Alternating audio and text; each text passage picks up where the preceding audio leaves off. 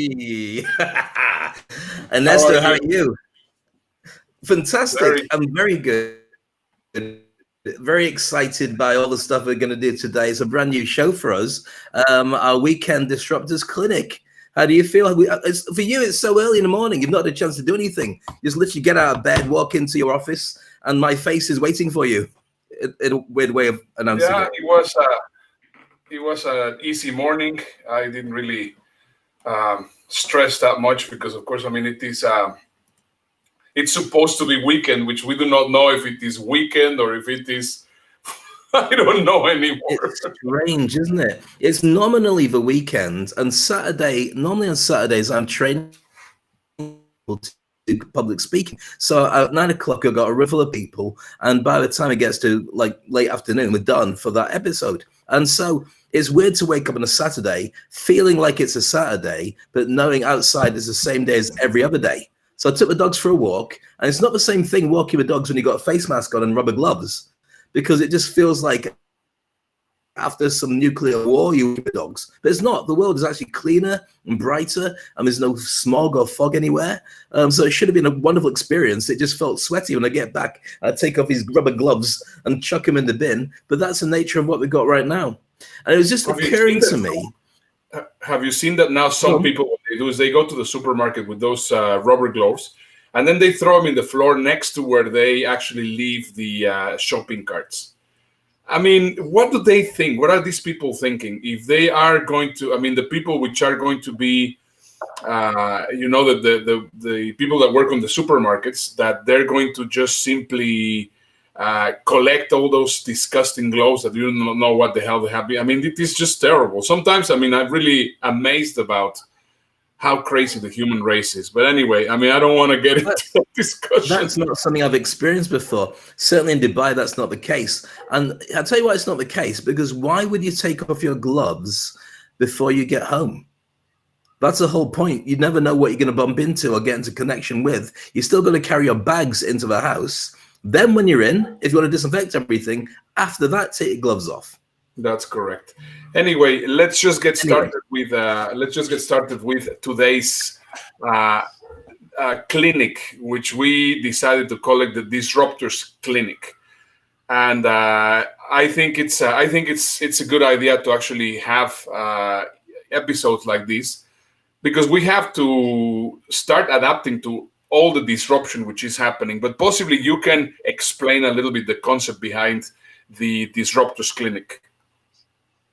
Yeah, we'll do. The whole point was that we get so many inquiries from people, business-wise, and people watching the show, and just in the comment sections, asking things as we're going. And we cover so much content during the week, we can't address everything because the show's almost an hour long anyway. And to address all the questions makes it like an hour and a half, and we'll never get out of here. So it made sense to look at the weekends when people are slightly more laid back and say, you know what we can do? Let's do something specific for getting those questions out of the way. So we decided to make a specific Disruptors Clinic.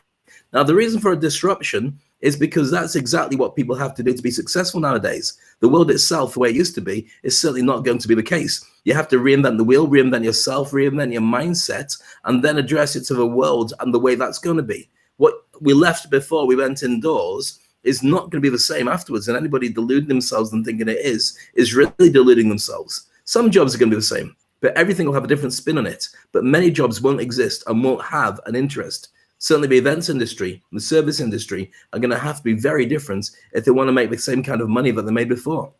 So disruption is probably going to be the most important thing that you can learn from the show on an ongoing basis. That is correct.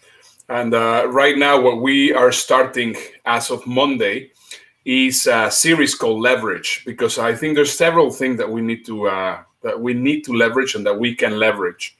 And by the way, what do you think of our new intro for the Leverage series?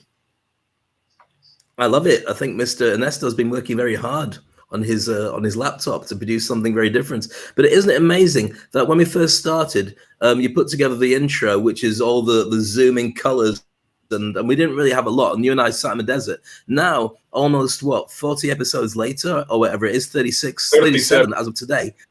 we've got so much content, we have to cut it right down, because we've done so many things, talked to so many people, covered so many subjects, and got people from literally, if somebody was to watch them back to back, which I wouldn't advise because it'll take you about as long as we've been in here. But if you watch them back to back, you'll see us going from what's just happened to pretty much have a very strong spin on where the world is going to be.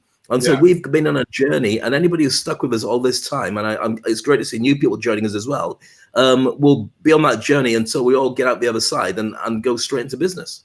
Yeah.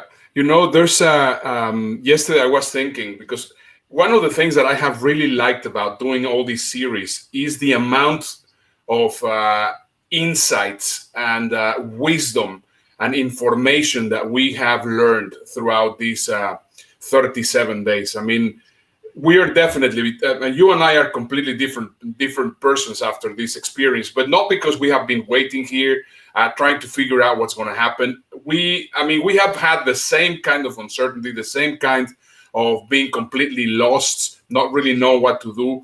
But because, of course, the support that we have been providing each other, the support that we have been providing for people, the research that we have been forced ourselves to do so that we will be able to bring valuable information to the community, we feel very confident of how things are going to be working, and it is scary. I mean, I have to tell you, it's not very nice. Yesterday, I was reading that Mexico has been now issued another 30 days of quarantine, so that means that they're going to go to May 30th.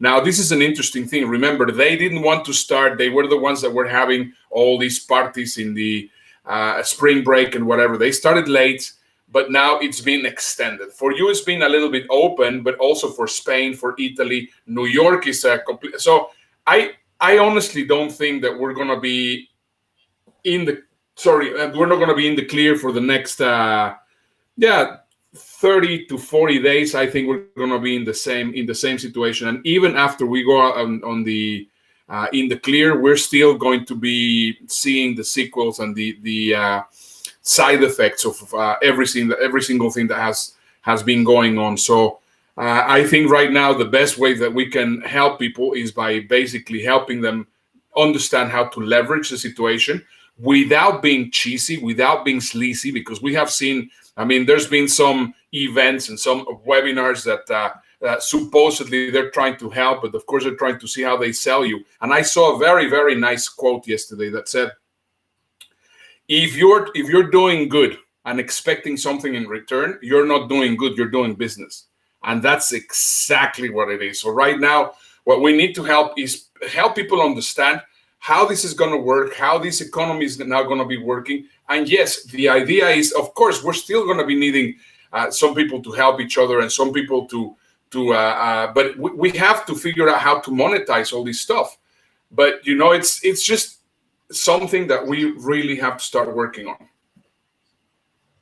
I agree with you. And leverage is a key element, because it's not just clear reinvention. It really. We lost you, Dave. And looking at what you can connect to. Have I gone again? No, you're back. Okay, I'll come back. No, you're back. You're back. You're okay. Let me just give you 2 seconds. All right, okay, because I was going to open my door a little bit more. I try and keep the noise down because, of course, you've got your family in the house. But I'm going to open the door slightly. Give me 2 seconds to do this, because then I'll be able to get more Wi-Fi into my office. I don't understand that. So anyway, yeah, I mean, what we are one of the skills that I was yesterday thinking about. I so this is what happens with me. I start going into one direction, but then suddenly, I mean, I forgot to actually tell you where I was going to be, what I was going to be telling you. So I discovered yesterday. I'm aware of that. Yeah, as you saw, yes, the video that I made for yesterday. For our new intro for this week, it took me about 1.5 hours to get that done.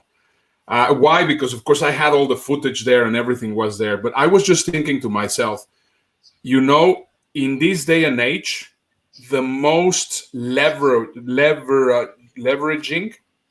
skill, is that the right word? Leverageable. The most leveraging skill that you can actually learn is video editing.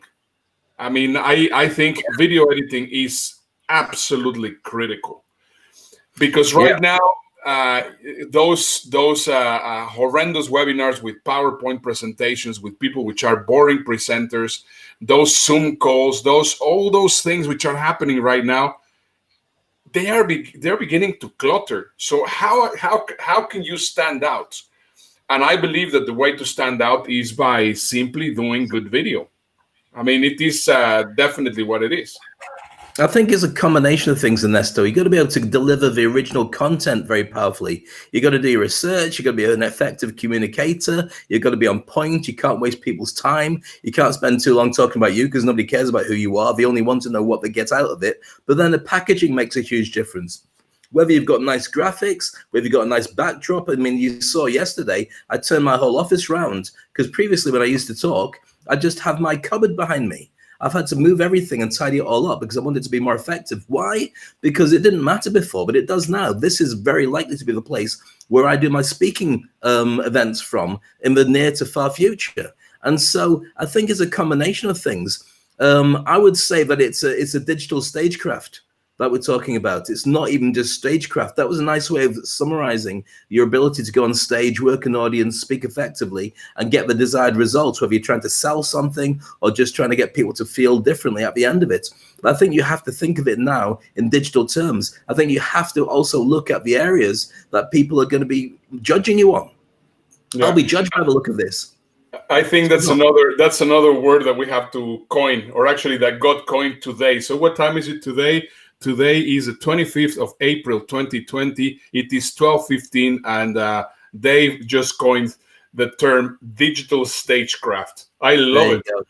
I think that's about right. We have really coined a number of different terms and different words here throughout this session. So yeah, I think it's great. I mean, I think it's absolutely critical.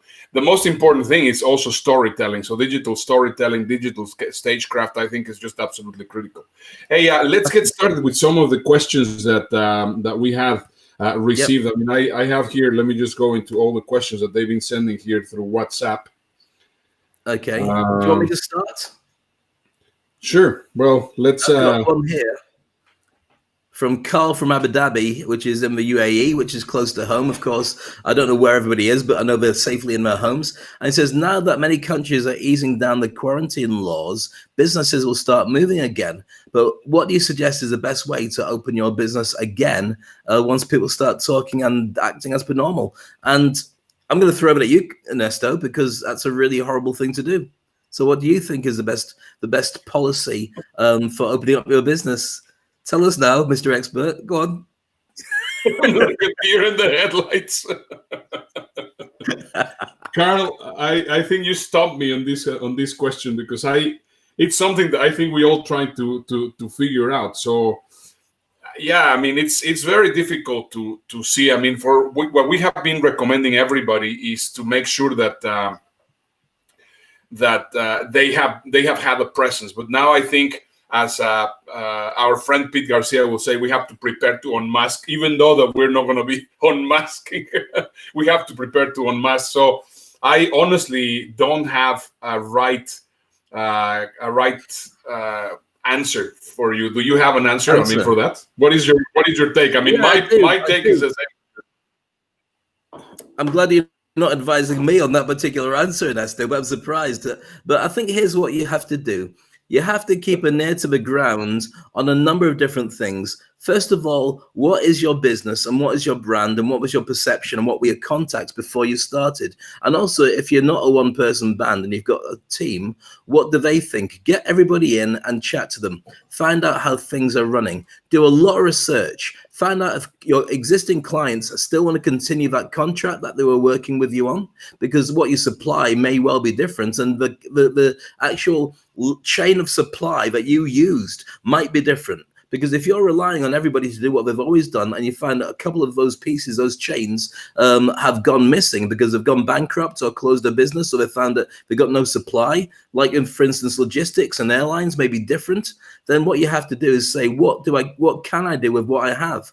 And you may well find that once you've done your research, What comes to the fore is something that you didn't experience before.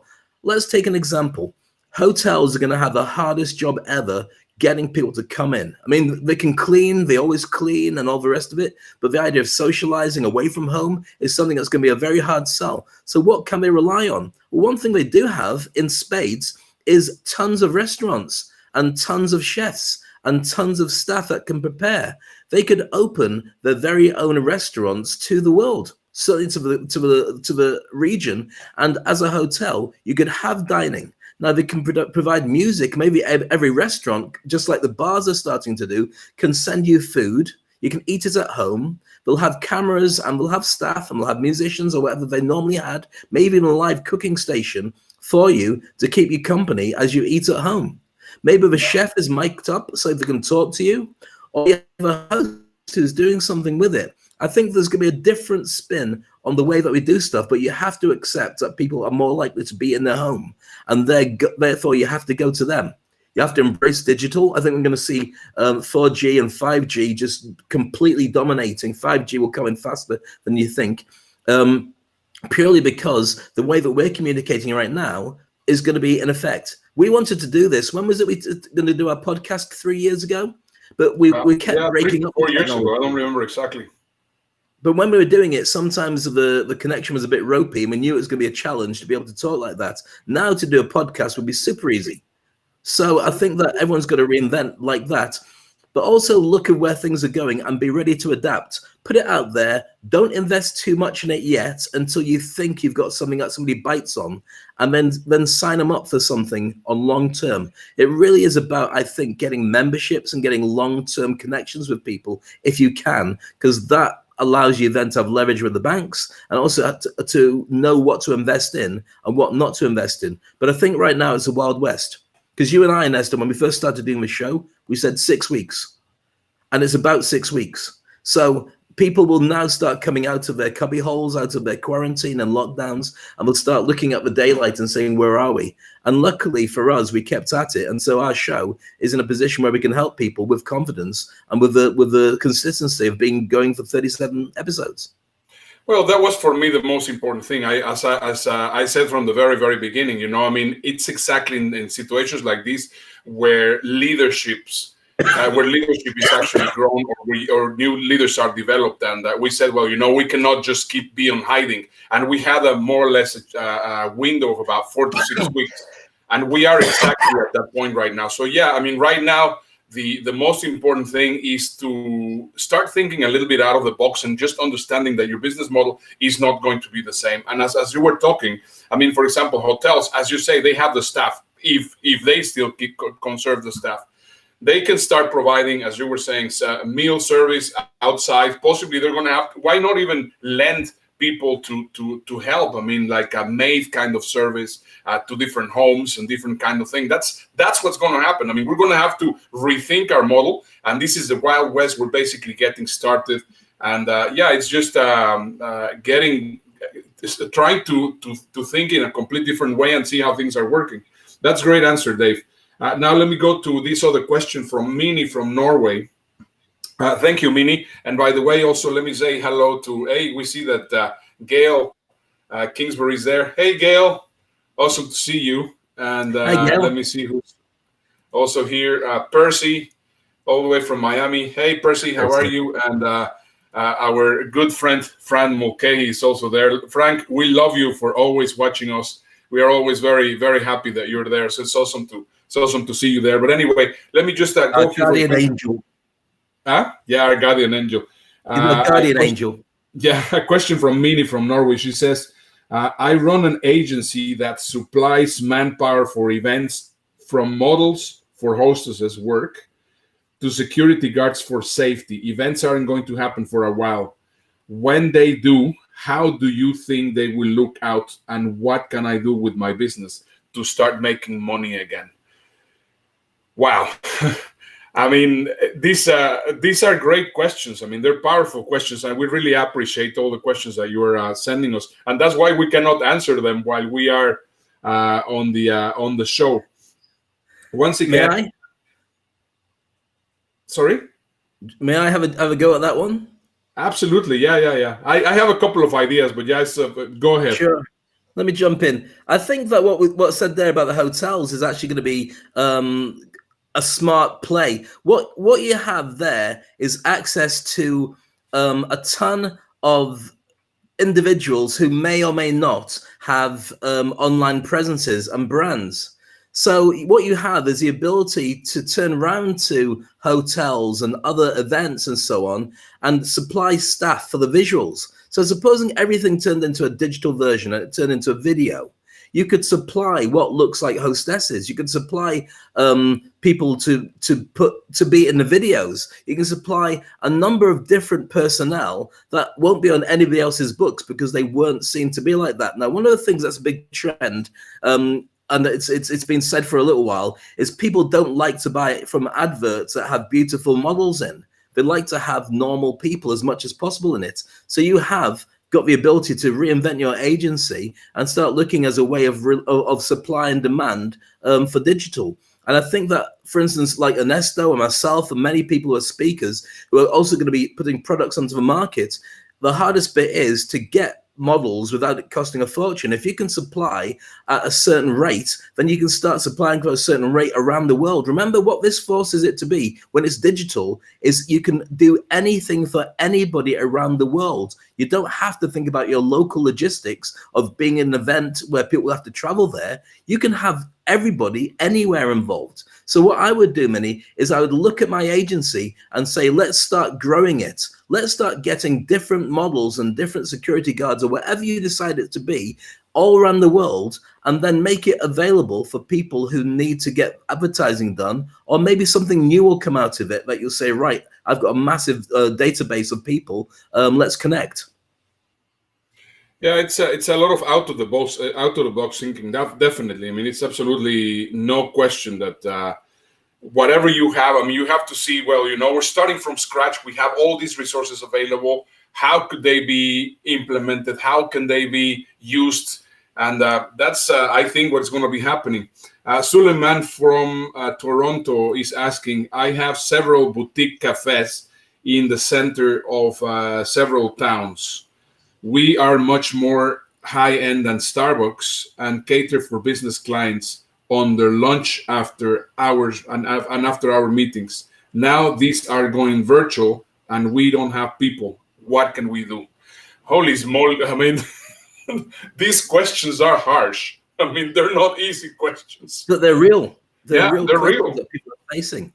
I mean, if you're in a busy financial district and you've made a fortune from having really posh cafes and restaurants that people sit in after work and for lunch because it looks good, you can charge a little bit extra because they don't argue with you because they haven't got time to travel elsewhere, then you're going to be suffering from this. Here's what I would suggest. Many of those people are still going into work, Suleiman. Many of them are still going to be working from their offices, or in many cases, the office blocks haven't changed. They're just not coming out to play. So maybe what you need to do before anybody else does is consider those guys who used to go around selling sandwiches office to office. You can supply still high-end packages for people in their offices. Think about it as a coffee and a croissant or whatever it would be, and really sign up those people. Give them a special discount that makes them want to look after you, but at the same time, make it so you continue that relationship. And just rather than having them come to your restaurant or your cafe or whatever it is you own, send it out to them. If you've got good delivery drivers, you can own that block. That's what I would do. I just change the game. Yeah, what's going. I mean, once again, I can understand and I can feel the pain from Suleiman there in Toronto because, as we were saying a couple of days ago, right now 3M and a number of different multinational companies are going to get rid of about 1 million square meters of office space, which means that they're going to be sending people to work at home. Now, this is something very important that you guys need to consider and think about, because what's going to happen is you're going to go back and start working at home, and you're going to get paid the same, possibly a tiny little bit more. You're going to be saving the company a ton of money because, of course, they're not wasting time in Wi-Fi and electricity and whatever. But your expenses at home are going to increase, and everything is going to be there in your responsibility. So whenever you're doing your planning, please make sure that you consider that, because of course this migration from being in the office to being at home, it's going to also have definitely repercussions in the mid-sized midterm situation for you. So right now, as we were saying, there were three different kinds of spaces. We first have the office space, then we have the leisure space, and then we have the home space, and now everything has been clogged into one. So those are things that you need to take into consideration. Colin from Scotland is asking, when do you think that we will be able to go on a holiday again and actually enjoy it like before? This is your question, Ernesto. That's very, absolutely very Ernesto. That is as the 247th most traveled man on the planet, and I don't see any reason that's ever going to change now because nobody's moving. The record doesn't move so anymore. Please, expert. Yeah, well, you know that the travel industry has also been hit tremendously, and I believe there's going to be several waves to what's going to be happening. I think that we're going to come back, and in fact, on Monday we're going to be showing an incredible video of an airport somewhere in the Mojave Desert in Arizona that has over 450 aircraft parked. Now, the reason why I want to bring that up is because, of course, just getting those aircraft parked there, it's going to take a lot of time to actually get them out. So I believe very strongly that, first of all, they're going to start resuming little by little. There's going to be a number of different airlines which are going to be out of business. That's guaranteed. I think that because of the very low price in oil, tickets are going to go down, and I think one of the first areas in travel which it's going to open, it's going to be leisure travel to some remote destinations, to destinations which are possibly, I mean, we're not going to go to do the holiday, it's not going to be the holiday maker kind of Monarch Airlines type of holiday that they're going to take you to Lorette de Mar in like if it was in England, to those incredibly packed beaches. That's just not going to happen, but it's going to happen. I mean, travel and tourism is gonna continue, and the reason why it's going to continue is because we have been put into confinement for such a long time that we are already feeling the need of actually traveling, at least on a leisure way. So I think that's going to happen. The one which is going to suffer a lot more is going to be the business travel area, because of course more and more people are understanding that it is better to do business over the phone. So I think those things are going to change. I would not be surprised if first class travel and business class travel also take a big hit and they actually end up disappearing altogether, which I think it will be a good thing. And I think also what's going to happen is that, what we used to consider, we're going to go on vacation, we're going to go on a holiday for how it was in the past. It's not going to happen. It's not going to happen for a while, but there's going to be an alternative.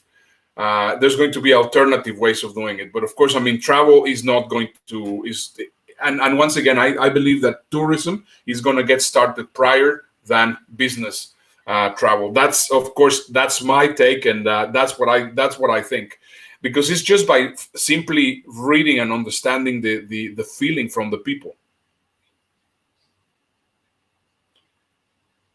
Yeah, I think that's a great answer. I would add to that, I think a lot more people are not going to get on planes because they're so potentially dangerous without the vaccine. I think there's going to be a lot more weekend aways and away days in your own country. So people are going to investigate the beautiful places that just seem so close to them they couldn't be bothered to go to.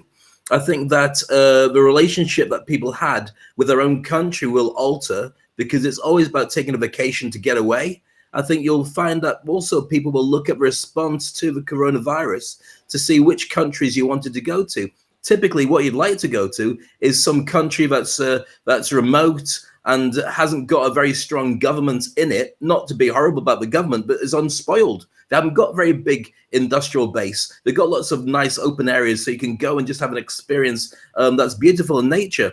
But we often found that many of those places didn't have a response to the virus. And so as a result of that, you don't know if they're going to be safe or not. So there will be, I think, a travel index that shows the countries that dealt with it effectively and the countries that are still potentially an explosive grenade.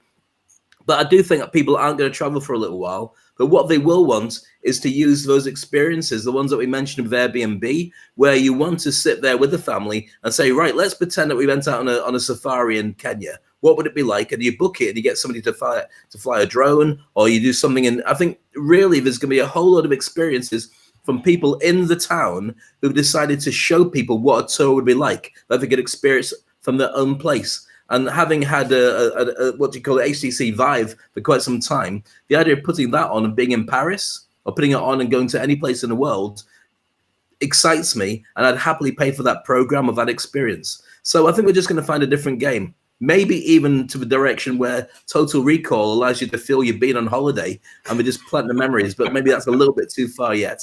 Yeah, well, that would be really great. Hey, by the way, guys, really love your questions. I mean, I think these questions make everybody think, and we're so excited that we get all these really interesting questions. We have another question from Sarah from Germany. She asked, I work for an accountancy firm. Lack of business has meant that the firm is closed, and I am now looking for a new job. Any ideas?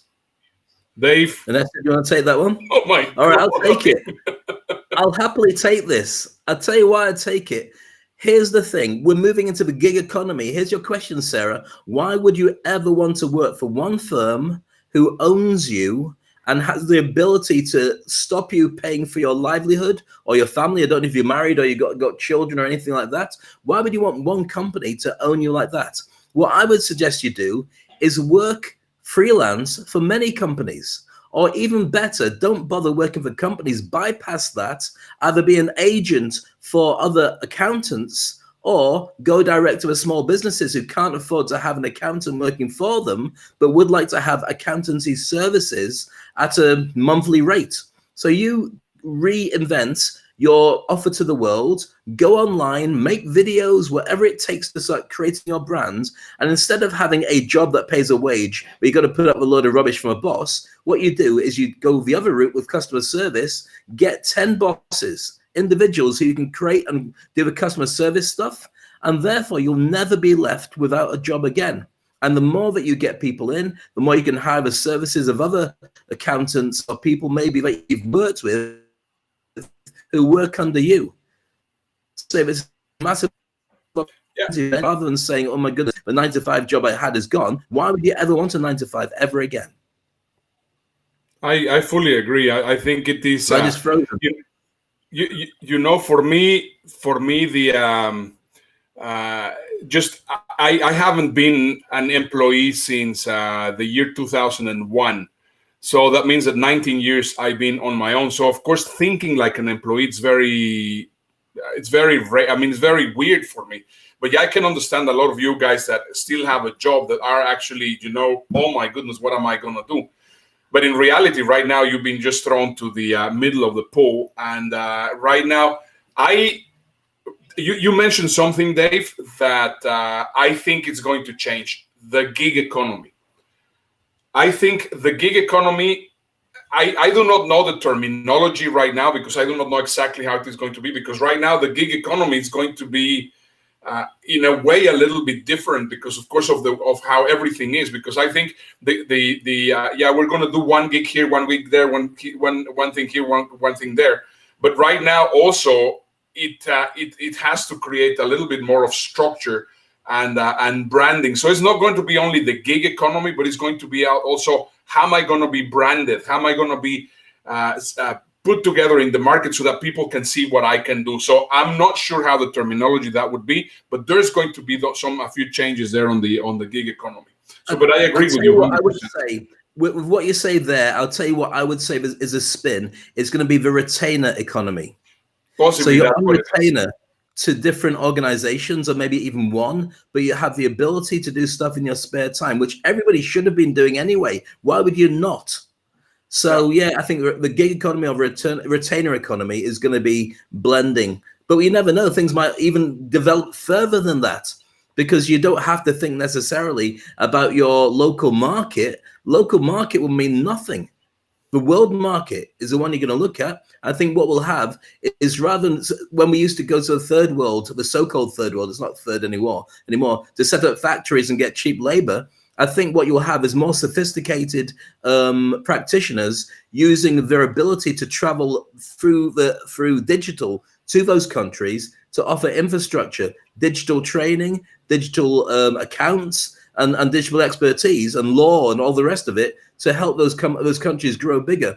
And one thing I think we haven't mentioned, and it's to do with the last question about holidays and to do with today's question, this question now about accounts, is I think more people will make a decision about the home they want to live in forever, and they'll choose where they want it to be. If you've got a business that's online, why would you live in a street full of people you don't really like very much? Why not get that wonderful place out in the middle of nowhere? We got a really strong internet connection, lots of space for dogs and horses or whatever it is you want to have, and just make it so that's your home from home and your business home as well. I think there's going to be a lot more people and a real estate market that opens up to supply and look after that new demand. Yeah. Frank is take this time to strategize and become a key person of influence and dominate your space with a strong profile. I absolutely believe that, and Frank and I are big fans of the Key Person of Influence book. That's a great book that you guys need to read. It's absolutely critical for you on this retainer, gig, and side hustle economy, which actually takes me to the next question from Mariana from Spain. Wait, stop, Ernesto. You said 30 minutes. Okay. Do you want to come back with more tomorrow, or do you want to ask another question today? I'm happy with anything.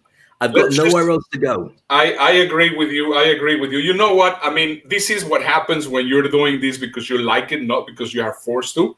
We're having a very, very kind conversation. I mean, we're actually talking about stuff that helps and that really is serving people. So I agree. I have about 25 questions here just from the past week. So anyway, if you're watching right now, make sure to give us your questions. I mean, you can go to. I mean, the best is if you want, just send them here to Ernesto.today through my WhatsApp. Or you can also send it to Dave's WhatsApp, which is the Dave Crane, and that will be awesome. But anyway, we keep on getting questions, or I'll post them here or there in the Facebook page. In the chat. Put them in the chat. Put them in the chat. Yeah, absolutely. Put them in the chat. I mean, if you have any questions right now, put them there in the chat, and we will be very happy to answer those questions. We'll do one more question, Ernesto, but I also want to mention the fact that we're looking for TV producers and TV researchers to work with us on some new projects. So if your skill set is all about research and connection, we'd really like to talk to you. We've got a couple of really exciting projects that are due to happen in the next couple of weeks, and we want to build up a team for that to happen. So contact us directly, and we'll make those conversations happen, and it might be of real interest to you, because right now things are gathering speed. And hello to Ken Rochon, by the way, and Sarge Bird, who's actually Katie. So Sarge is using somebody else's, or Katie's using somebody else's profile there. No, Katie's a place in Texas. It's not Katie. Okay, got you. There's a place in Texas. See, I don't live in Texas, so you can scold me as much as you want. I live in Dubai. So what can you say? Carola is asking here, Carola Cronenbaum is asking, what is the name and author you mentioned, Ernesto? The name of the book is Key Person of Influence, and the name of the author is Daniel Priestley. Key Person of Influence. It's a great book. So anyway, thank you for your question. So let's go for our last question, and then tomorrow we'll join you for another Disruptor Clinic, which we're gonna still be running on Saturday and Sunday. And we also invite you to join us on Monday with our Legacy series. So the question is leverage. What did I say? Leverage series. Legacy again. Leverage. Much better. Okay, go on. Okay, the question is from Mariana from Spain. Which are the key industries that people should be considered for their side hustle? Great question. I love it. I have some answers, but I know that you have some answers and that you're eager to share them. I'll let you go first, Ernesto, because I've been talking far too much. I'll let you go first, and then what I'll do is I'll wait to see if there's any decent stuff I can steal and say I agree, and then I'll come in with my answers as well. I'm playing Oprah right now, so you are right now the expert, so you answer first. Okay.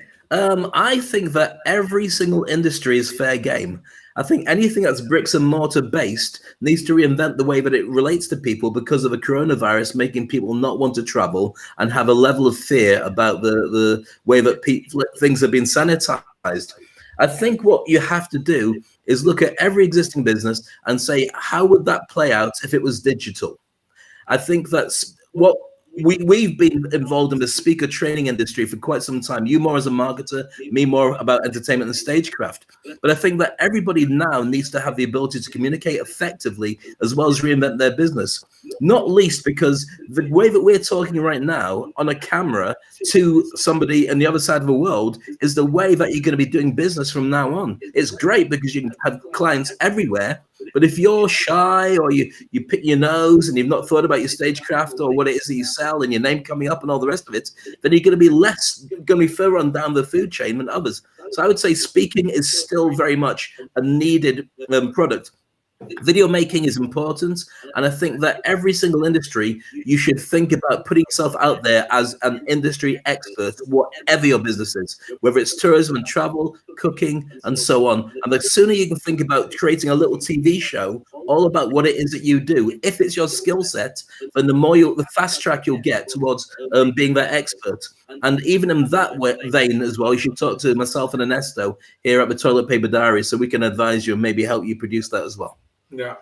And for me, on my side, what I think you need to do is you need to see what is exactly what you like doing and what the needs are. I mean, I am in awe every time that I listen to my daughter Nina, because she's always observing new opportunities. I mean, I remember that, as I mentioned earlier, she actually purchased her iPhone by selling bandanas for dogs. And then she got her sewing machine, and then she said, well, I think it's a great idea to start doing masks, designer masks. And then she also created some masks. She never sold them because it just went too fast.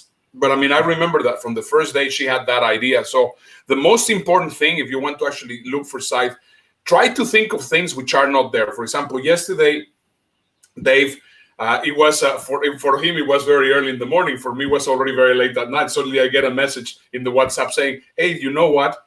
When do you think that designer disposable gloves are going to start appearing? And I said, that's an interesting idea. So here the point is, try to see what are voids in the market. Try to see what are things that people are needing. I mean, right now, for example, there's people which are charging money for walking people's dogs. There's people which are, for example, going to the supermarket and doing the supermarket for all people, for older people. See, for example, my mom just had a hip operation and she cannot go out right now to the supermarket. And because, of course, my sister has little kids, they've been advised that she has to be confined on her own. So I'm calling her every single day just to see how she is, because of course she's completely on her own. But what's happening is that some of the neighbors have just got there together and they say, well, I mean, if for a little bit of money, we will happily do the supermarket for you. So the most important thing for side hustles, at least right now where we are in this situation, is try to find out different voids that are not there in the market, some different little things, and immediately start offering them. My daughter Nina, sorry, she didn't have a list, she didn't have anything, and then she started saying, well, I have these bandanas for this was pre the coronavirus, but I have these bandanas that could be sold for your dog. So she started going to several dog groups in Facebook, So start looking what people are looking for, what they need, whatever it is, and be happy to do it. I mean, as Dave was saying, if it is necessary that you cut the lawn, or that you mow the lawn, or that you cut the grass, or that you wash their cars, or whatever it is, it's fine. It's absolutely fine to actually get this done. And it is perfectly fine to be doing those things. I believe that we're gonna right now we are gonna go into like everybody's going to become like an Uber kind of driver. I mean, you're not gonna really be working for a company, but you're more than anything going to be outsourced, and possibly you might be able to be Uber and Lyft, or Uber and what's the name of Cabify, or what's the name of that company in Dubai for the taxis? Kareem. You can actually work for 2 or 3 different companies. So it's just a very important thing that we change your mentality, and that you keep on listening to all the stuff that we are sharing here, especially in this clinic. I think this clinic has done great. And Dave, we did it again, 47 minutes. You did it again. I stopped at 30. Can I just add 2 things to what you just said there? Just we have no time. 1 extra minute. No. I want to say that your daughter, how old is your daughter? 10. So a 10-year-old is probably the smartest person mentioned on this show, because she starts her life thinking the way that we now have to reinvent ourselves to being. And if you want to have that, go to what we did in yesterday's show, and we talked about the ikigai, the Japanese word for reinventing yourself to find out what you love, what you can do really well, what the world needs, and what people will pay for. If you imagine that as a load of circles intersecting, in the center is what you need to be doing for the rest of your life. And now is a great time to do it. Absolutely. Right. Shall we stop? Yeah, let's do it. See you guys tomorrow. We're going to have another Disruptors Clinic. Let us know what you think of these kind of sessions where we're actually talking just unplugged. This is, I think, Dave and Ernesto unplugged, answering questions and trying to help you as much as possible. And please remember also to recommend the Toilet Paper Diaries to everybody. Go and I keep on saying that that you guys have to listen to the podcast. I mean, we are basically repurposing this content and putting there on the podcast. You can go to bit.ly Toilet Paper Podcast, and you can get it there. And now it's time that we go to our really new outro for the day. Let us know what you think of it. Have a look. Bye. Bye. Bye. And you know wherever I am,